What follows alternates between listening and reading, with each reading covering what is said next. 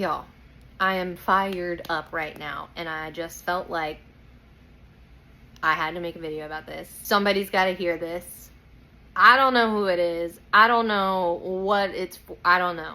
But I was just on the phone with my mom, and we typically sit on there for an hour and a half and talk about whatever. We ended up kind of like reflecting on a lot of things that we have gone through as a family and some really hard times, even like as a family, but even like individually. So like things that my mom had done when she was younger, and things that I had done when I was younger, and like in college and even high school and whatever. And it's like kind of reflecting on that, and just like how hard some of this life was for us, especially as our family. And we were talking about a stepdad that I had at one time, and how abusive, there was a lot of abuse in that relationship with my mom and him. And then just for all of us generally, there was stalking involved. I mean, it was crazy. I'm not gonna go into a lot of detail right now, but it was just a really, really, really hard time for especially my mom, but all of us. And then when we were talking individually of stuff that we have done, like in terms of being really, really heavy in drug use, like she did a little bit, but not too much, but a lot of drinking and just decisions that were made, and places that she put herself in. And same for me, like places that I put myself in, and the amount of drugs that I've done in my life, like it was on the daily, all day, for over 13 years. And like some of y'all know this because y'all were there. Some of y'all know this because maybe I've told you, and some of you probably don't know this. So I'm not going into detail right now, but just a little bit to let you understand. Like I was deep in heavy, heavy drug use all day long, every single day, over 13 years, I think, like more than that, but whatever. I've gotten myself in situations that have led to some abuse, that have led to near-death experiences, that have led to very dangerous places, just insane things. And then beyond that, we were talking about just where we have felt the lowest that we've ever felt. And what that was, and my mom was trying to explain that, she felt that with the stepdad. She's like, that was a time, I felt the most worthless. She's like, I don't even know how to put it to words. And I was like, I do, because this is how I felt about 3 years ago. And it was literally a time that I didn't want to be here anymore. Like when we talk about, like, some people I think say, like, I don't understand how people, take their own life, or they don't want to be here. And I'm like, but I do. Like, I get it, because I've been there. I've survived it by the grace of God, but like I've been there. And so we're talking about that feeling, and I was like, I know exactly how to describe it. And it's literally is like you feel like you are a waste of space in this life. You feel completely worthless. You feel like anything you do, everything that you are, any words that come out of your mouth, any thought that you have is a waste. It has no value to it. It's purposeless. Nothing. And that's a hard place to be, because if you don't feel any kind of hope, like, I mean, none, it's no longer there. It doesn't even exist anymore. There's not even a reason to have hope, like, so it's just, and when you feel like a waste of space, you don't know who you are. You don't know who you've been created to be, right? And so when you don't know those things, what purpose do you have? And for me, the day that I was completely done. I was ready to just be done with this place. It was a July 4th, and just having a really hard time. I went to a mountain here in town called Crowder's Mountain.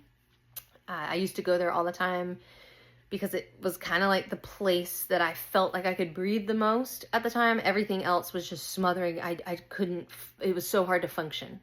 I would go to Crowder's to kind of feel normal a little bit by the time I got up there. And I had gone to Crowder's that day. It was insanely packed full of people. And that day, like, I couldn't even be around people. Like, I couldn't even look a stranger in the eye when I had earbuds in. Like, I just didn't have the energy. I didn't have the capacity for that at all at that point. And so I started bawling, crying. I turn around and I start to go home. And I see this Mustang, this like burgundy Mustang up ahead on the side of the road. And I just feel this insane impression within me that you've got to pull over to help this woman because nobody's going to help her. And I'm like, okay.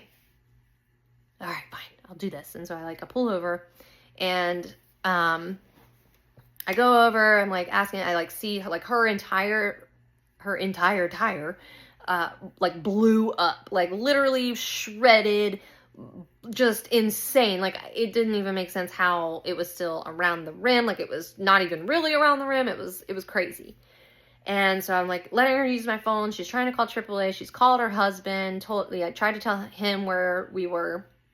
So he was looking for her. AAA was just not going quickly. They were behind on a lot of things and said it would be hours, right? And I'm like kind of inspecting out her car, and I'm like, if all we need to do is change a tire, I was like, I know how to change a tire. Like, we can do this. And she looked at me like, you know how to change a tire? Which is so funny. Yes, women know how to change tires. Some of us, okay?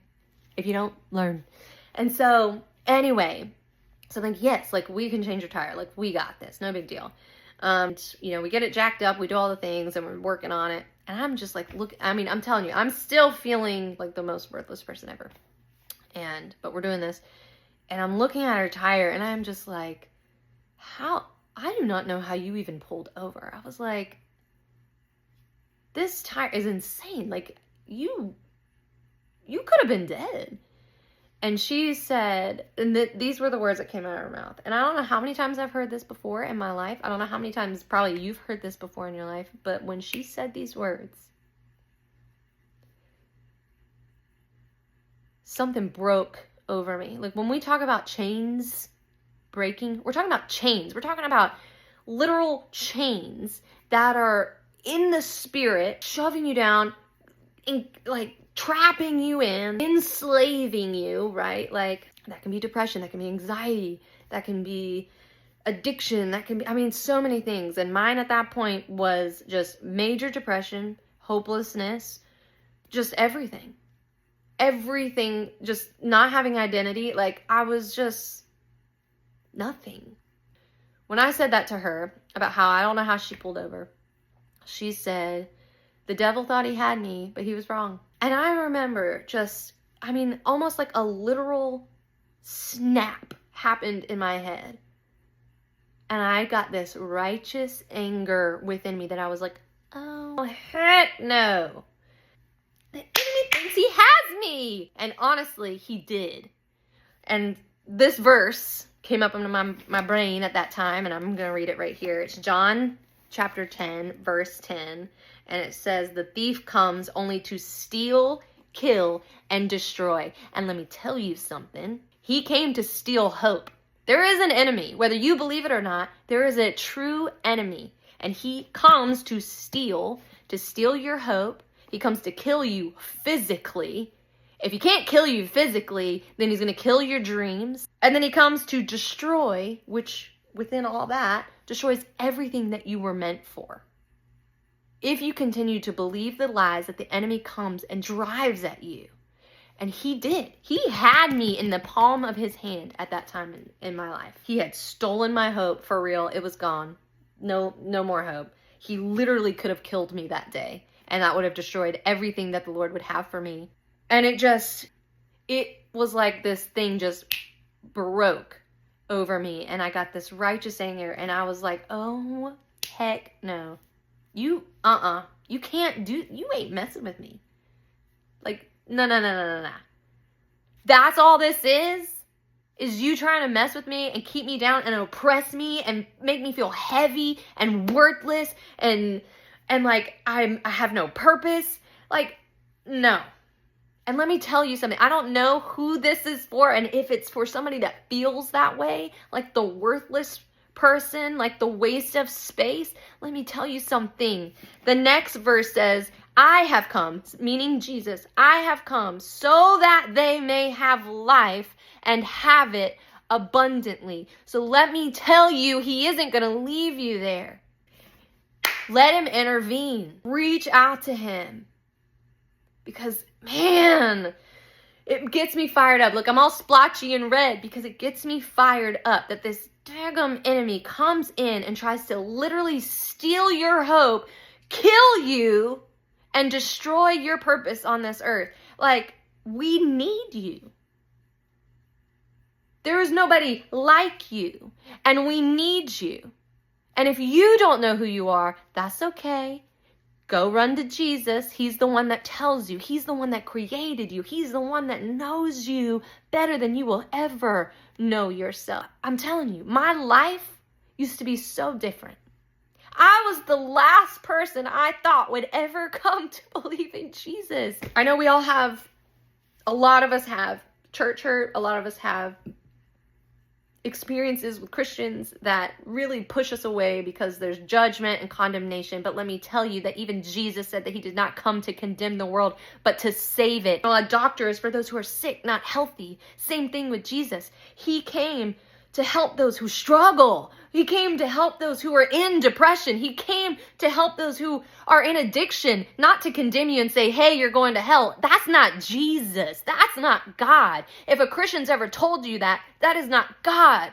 That is not him. That is not his character. He says, just believe in me and let me carry the burden of that addiction. Let me carry the burden of that depression. Let me get you out of it, is what he says.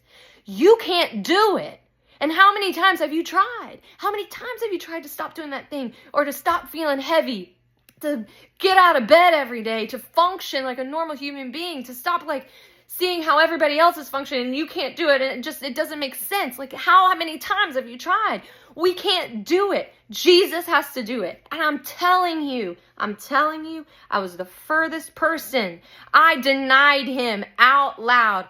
In my life, I used to shudder at the sound of the word God. Hello, who else shuddered at the sound of the name of God? Demons. Yes, so that means I had all that. It's fine. It's fine because I'm restored.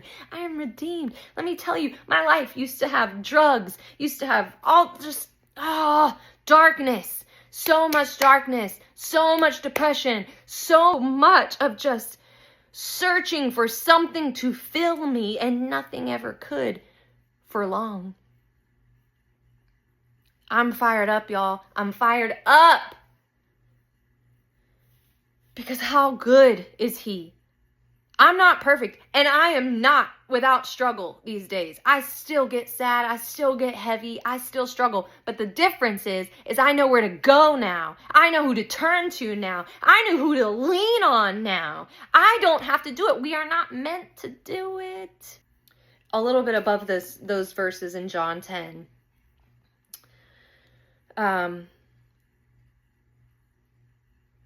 It's talking about him being the gate. He says, I am the gate.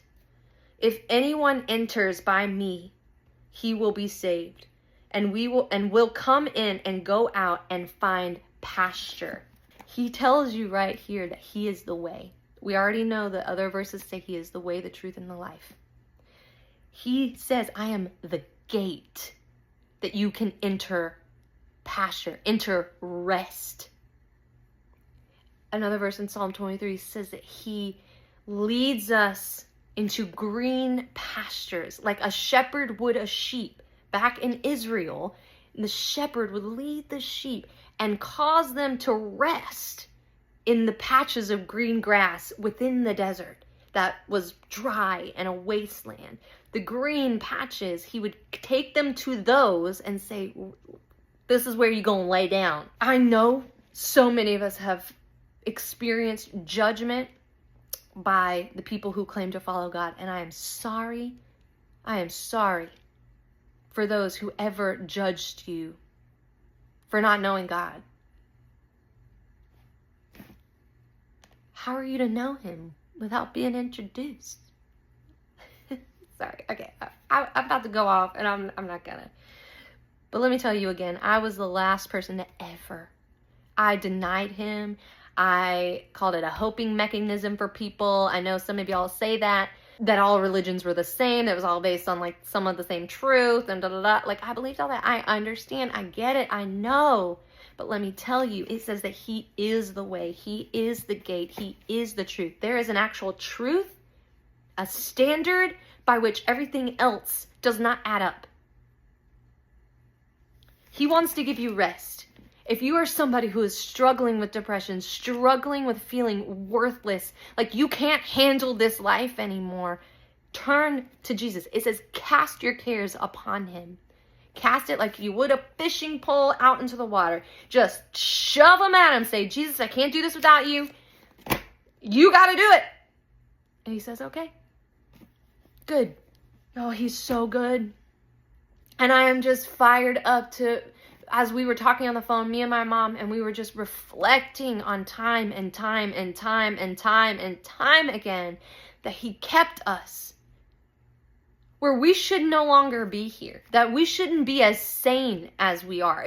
I shouldn't be able to function the way that I do. And yet, here I am, still on a struggle bus most days. But there is a strength that I've never had before because I know where to go. I know who to lean on. I know who to turn to when things seem like they're heavy. And let me tell you, in these days right now, it's heavy. Things happening in the government, things happening all around us in the cities. Just hurtful, horrible, evil things that are happening. And it's easy to lose hope. We need something to stand on. We need somebody we can trust, and I promise you, he loves you just as you are right now. He loves you whether you believe he exists or not. He loves you just as you are, even when people don't. He's the one that does. I promise you. So anyway, I don't even know. I don't know. I just was so fired up from that conversation that it was like, all right, we gotta tell somebody. Oh, I didn't even finish the story. Dang it. The story with the angel and cheetah pants, let me tell you, it was crazy. So at the end of it, we part ways and whatever, and like I had all these numbers in my phone from her. And like I'm telling you, she saved my life. Because she said those words, it shifted me out of that. The next day, I was at work and I got a text from her husband that said, thank you so much for taking care of my wife. Like, you are a guardian angel. Like, just thank you so much. And it was like a whole paragraph of things. And I remember reading that and I was like, oh my gosh. No. I couldn't wait to tell him how his wife literally saved my life.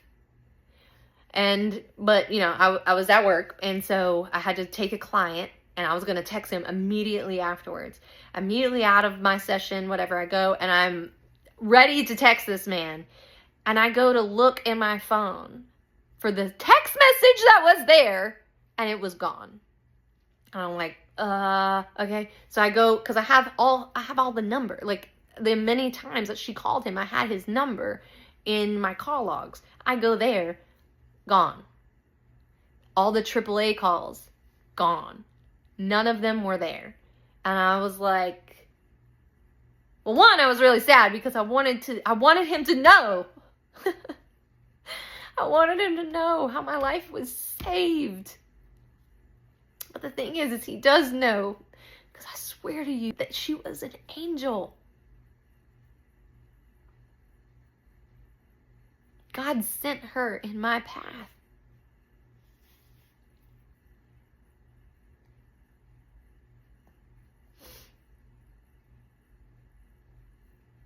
That's why we got to be obedient, y'all. That's why it's important to be obedient. When we feel a nudge of the Lord, it's either for your breakthrough or somebody else's. And there are words that you've got to say that break the chains off somebody else like it did for me. Be obedient when the Lord impresses upon you. When you get that unction, that gut feeling of like, hey, I really needed to talk to that person. I really feel like I'm supposed to like help this person, or I'm supposed to do this. Like, do it. See what happens. It saved my life. So anyway, this is what I have to say. I'm fired up. I hope this helps somebody. I love you more than anything. Jesus loves you so much, whether you know it or not, whether you believe in him or not. I just pray that this goes to your spirit right now, that you know how loved you are. That you know and you feel the love of Christ right now in the name of Jesus. I pray that over you, no matter who you are. He loves you just as you are. And he says to come to me. Come to me. He's so good, y'all. And he's real. It's real. I promise you. He loves you. And I do too.